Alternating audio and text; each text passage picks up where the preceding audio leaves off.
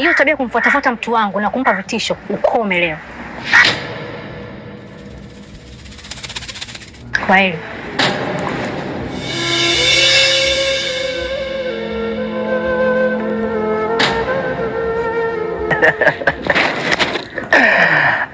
mjomba.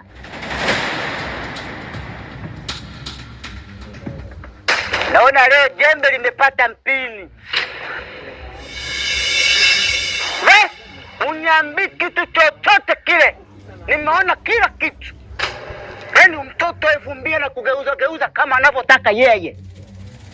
Mtoto 2000 mjomba, umeenda paka South Africa. Umekutana wanawake wangapi? Mtoto 2000 anakuangaisha.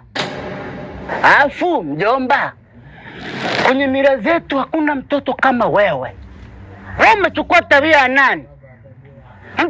Mtoto mdogo anakugeuza kihoya hivyo.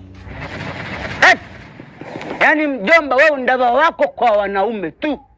Umwone mjomba wako hapo utake kumnyang'anya cheni kwa wanawake, unarehea kama mrenda.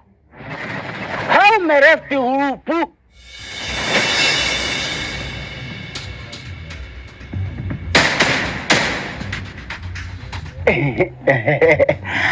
Nilikuwa tunakutania mjomba.